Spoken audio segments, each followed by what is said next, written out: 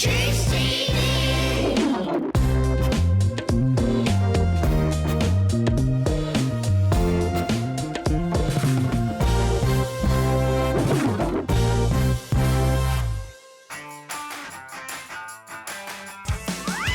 up guys, my name is Jack and I'm here at the Gold Coast University Hospital. I want to tell you guys a bit about me, but I can't think of the best way to do it. Oh, what about quick questions, Jack?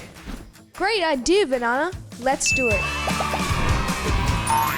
I'm really proud of my sports scholarship I won this year. Going into high school, I applied for it and won, which means I get free books, free tuition, all that, and just in one big package.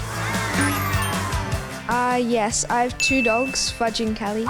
They're both small little cavoodles. They love going on walks and eating food.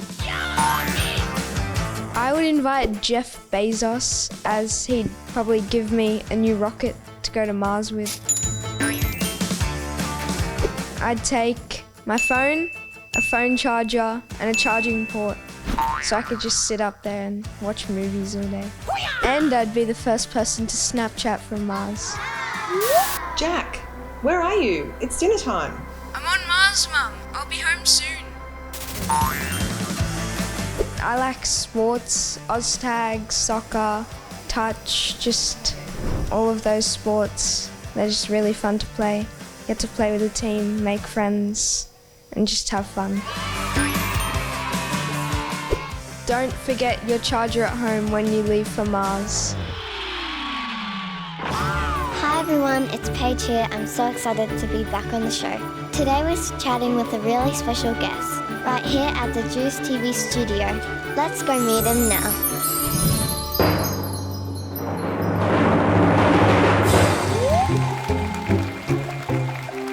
Hi Dr. Michael.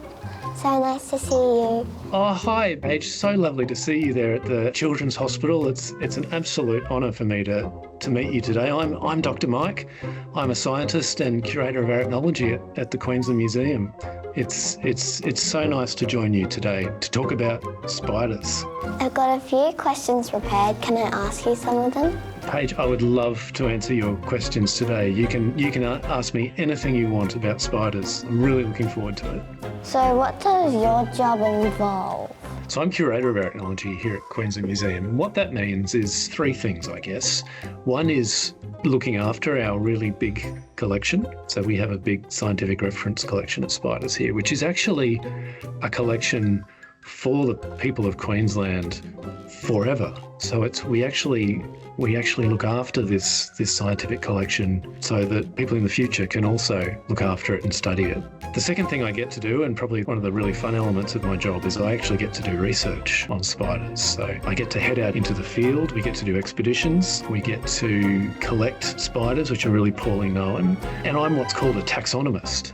I get to describe species which don't have a scientific name, and it's my job to give them names. So that's sort of the research and science part of it. And then the third part is teaching people about spiders. So it's actually about giving talks like this conversation with you, Paige, or videos or media or other ways of helping people learn about spiders and trying to break down, I know I don't need to say this to you, but trying to break down, some of those myths and some of the incorrect information that's out there, because they're pretty poorly understood, spiders, in many ways. They get a bad rap, don't they? Yeah. But they're a lot cooler than people realise. Is there something about spiders that you find really fascinating? Well, like, they can camouflage really well, and some of them are, really beautiful. Yeah.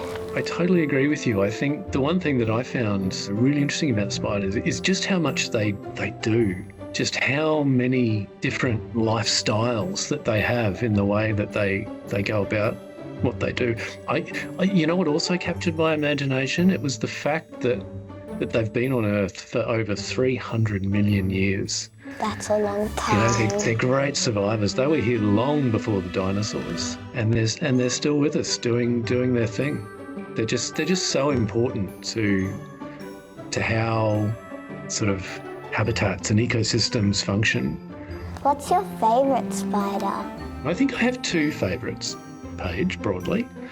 So one, it's not a single spider, but a group of spiders that I do a lot of my research on. So a lot of the work I do on new species and also on their biology is actually trapdoor spiders. Do you know about trapdoor spiders? How they build burrows and build those amazing doors, which you just wouldn't see if you didn't know they were there. Amazingly camouflaged. So I'm really interested in trapdoor spiders. There are so many in Australia. The other group of spiders that I love is a group which are really poorly known. You might know about them.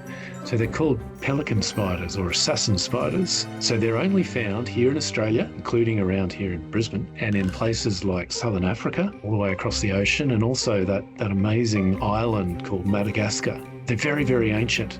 They actually go all the way back to the Jurassic. They were living around in the undergrowth when there were dinosaurs stomping around. They're called pelican spiders because they have this crazy appearance. They have these really tall hairs. They've got these long spear-like mouth parts. Really weird looking animals, but they're very, very ancient. They're very rare, and we're lucky enough to have them in Australia. They still live in some really special places like rainforests. Do you have a favourite spider? Goliath bird-eating. Goliath bird-eating spider. Wow. Well, that's a good one. Obviously one of, if not the world's biggest spider from South America. Very, very good. Do you like sort of jumping spiders because they're bright and colourful, or orb-weaving spiders? Yeah. Do you have any live ones at home? I don't have them right now, but I see, there's this giant spider in my trampoline. It's taking up our whole trampoline. Is it a big, like a vertical web? Is it up and down, or does it sort of spread out?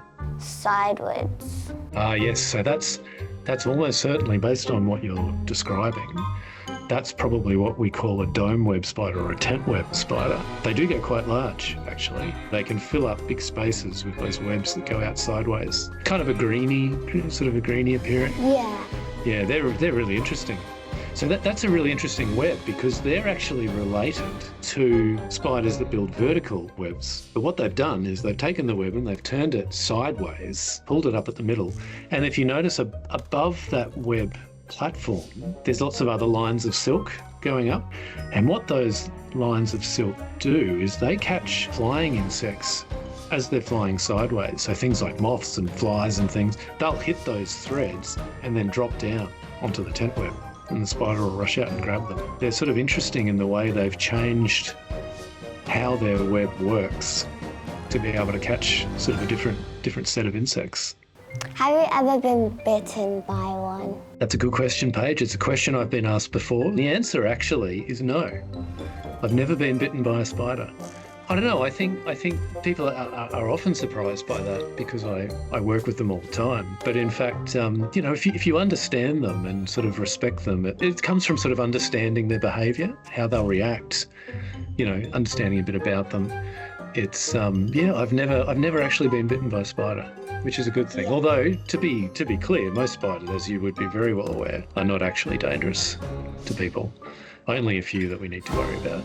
Have you ever gotten to milk a spider? That's a really good question, Paige. So for our other listeners, some spiders, so for example, spiders like funnel webs, which are medically significant spiders, if you get bitten by a funnel web, it's very serious. Scientists actually milk the venom from funnel webs to develop antivenoms. So it's a really important process to lead to those antivenom medications that people can take if they get bitten. The answer to your question is no. I've not actually milked a funnel web before.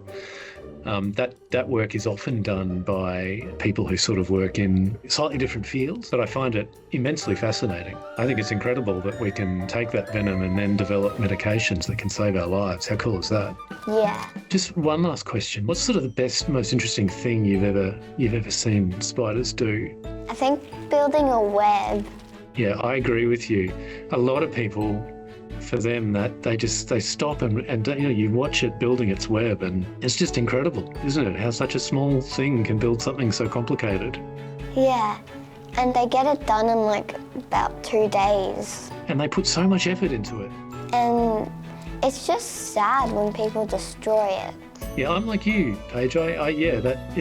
It saddens and distresses me when people do things like that, or when they just kill them without thinking, or do things like that from a sense of fear or misunderstanding when when that needn't be the case. You're absolutely right. But yeah, how spiders build those webs is amazing, isn't it? Yeah. That was one of the things that really sparked my interest as well when I was your age. Thanks so much, Dr. Michael. I love chatting with you today. Oh, no worries at all, Paige. Look, thank you for your time and your interest. It's such a privilege to speak to someone with as much of an interest in spiders as I have. So thank you for your time today. Bye. How cool is that? I love getting to chat to Dr. Michael. I feel really inspired to go look at all the spiders and figure out which ones are which now. I hope you had as much fun as I did. Thanks for joining me. See you next time.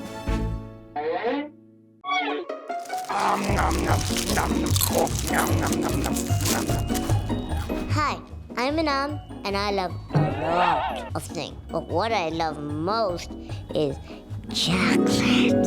Forget about Willy Wonka. I'm the chocolate expert, and I'm very excited to share with you my favorite types of chocolate. Coming in at number 5, Kinder Egg. I like Kinder Egg because it's a great chocolate and it always has surprise!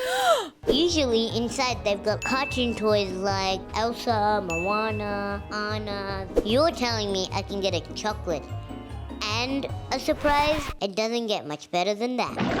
Number 4 is Ferrero Rocher. I like Ferrero Rocher because it's really crunchy. It's a type of chocolate you can share, but I'm not doing that. It's chocolate, it's nutty, and it melts in your mouth. Twirling in number 3, it's Cadbury Twirl. Twirl is my 3rd favorite because when you bite it, it crumbles down in your mouth. It's just like flake, but it's dipped in chocolate so that you don't get all flaky chocolate, man. When I'm eating chocolate, I don't want to make a mess. I just want to get a job done. Well done. Coming in second is Turkish Delight. Merhaba. It's rose-flavored jelly covered in chocolate. Yummy! Dad love it, Mom love it, Rumi love it. I'm coming from a Turkish Delight family. Watch out, Turkish Delight. If you come to my house, you won't be here any longer. I'll gobble you up like a big bad wolf. And to me, that sounds very delightful. Yummy. This is a moment you've all been waiting for. What is my number 1 chocolate? Let me give you a few clues. It's an Australian animal, it's filled with caramel, and it's soft, cute, and cuddly. That's right, my number 1 chocolate is the Caramello Koala. Caramel Koala is my favorite chocolate because when you bite into it, caramel floods down from it. I love sweet things, and you can't get much sweeter than caramel. Except for me, I'm pretty sweet. I'm so glad I got to share the love of my chocolate with you. And I am so glad I didn't get eaten today. One thing I love is I love food. I love chocolate, desserts, you name it. I'm sure we'll meet again because I want to talk about more food. It's me, Anam, signing out of this chocolicious chapter. See you next time.